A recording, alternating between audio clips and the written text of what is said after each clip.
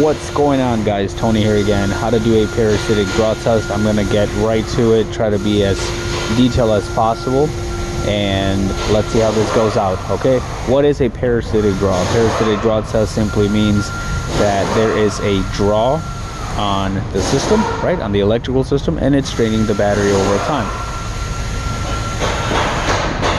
This is your battery, positive, negative. I disconnect my negative side of the battery and I put my amp meter in series to complete the circuit so that my current flows through my meter. This is a specification for Fiat, Dodge, Chrysler, Ram, Stalantis.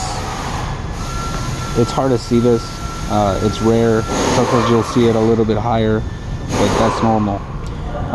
So now let's go to my ammeter inside the vehicle and see what we get. First thing we do, right? Lock your doors, the latches. So if you open your door, you're not gonna set off your any lights to come on.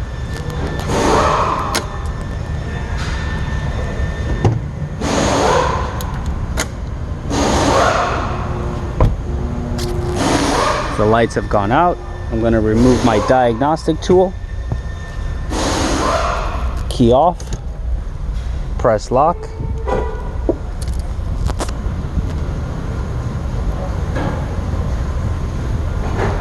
The vehicle should be going to sleep. On this Durango, the battery is on the right rear section or underneath the driver's seat. Let me move the seat forward to accommodate myself.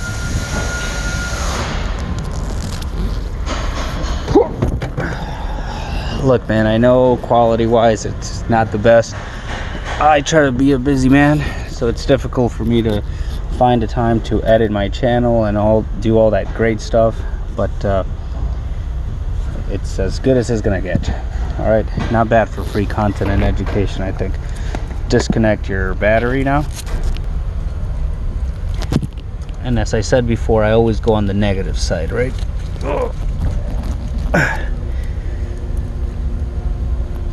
What the fuck? All right, now that the battery is disconnected, I'm gonna put these deluxe clamps right here, one on each side. So right now my battery's disconnected and nothing's flowing anywhere. I go to my meter, I turn on my ammeter, and I'm going to select amps or milliamps on this fluke. Negative stays on the comm.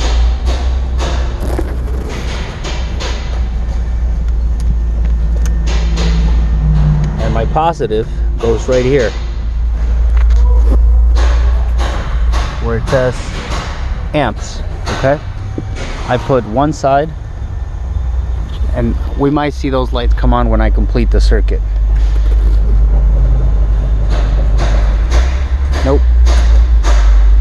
So as of right now, I have 1 amp with 566 milliamps. 1 amp equals 1,000, right? Milli.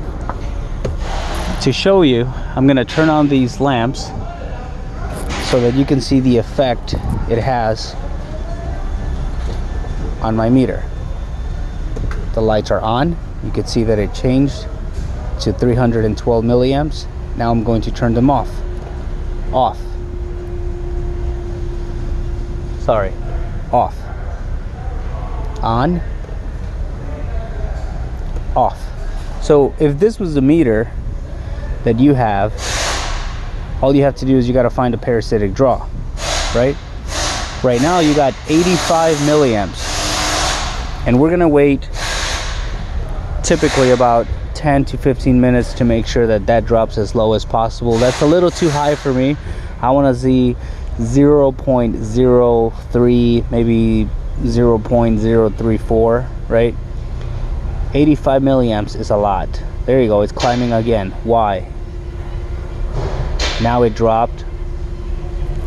I'm going to pause the video and see how far this thing climbs up again. But that's a really good number right there. So that's not a horrible thing right there.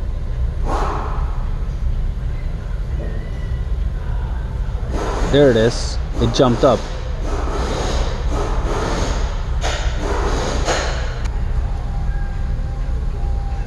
And it'll stay there, and then intermittently it'll just spike all the way up. 1.9 amps, 2 amps.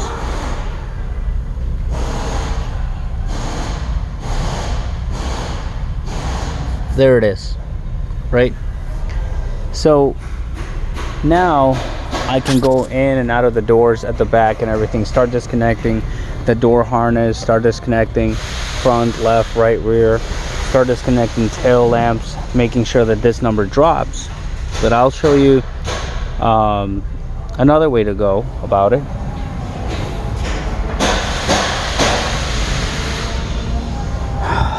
What do? I come up here, I take a photo of this, and I remove all the 10 amp fuses.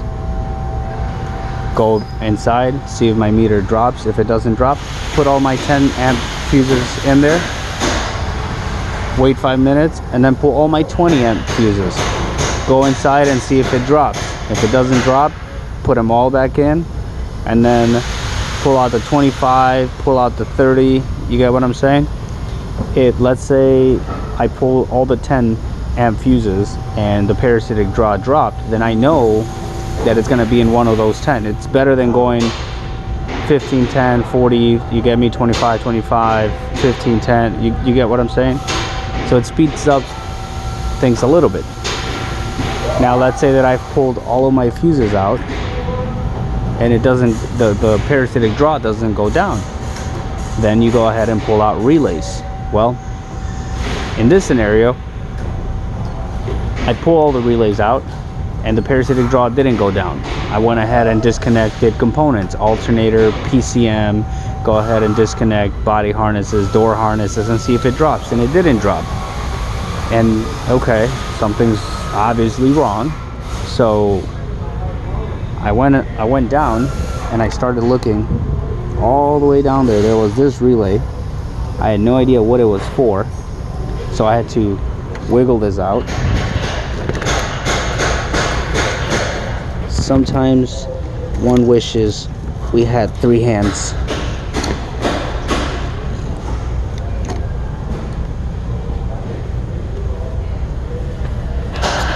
And there it is. Okay, so I said, what the fuck is this for? Put the vehicle, reassemble all of it, and I found out that it's for my fan. How do I know that? Because after I put all of my things back together, I put the key in the on position, and I noticed that I had cooling fan codes set. So this is your cooling fan relay. I will go ahead and get another one. Right? Put it in there.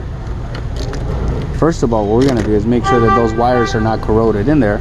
Let's go look at that amp meter. And my amp meter is at 12 milliamps. Okay, let's go back out there. And let's reinsert this thing and see if it changes.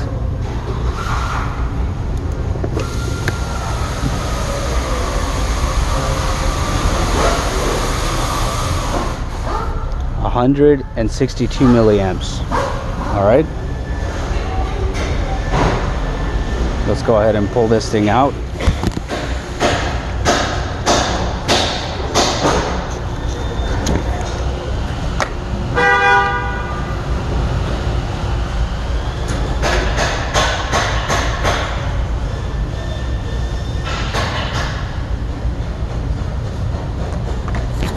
I have my new one here, but before I go ahead and put this on there, I put a little bit of dielectric grease.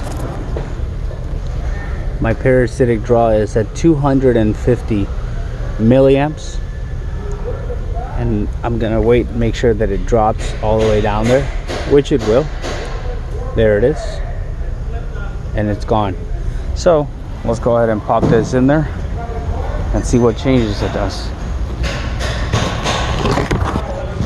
Whoops.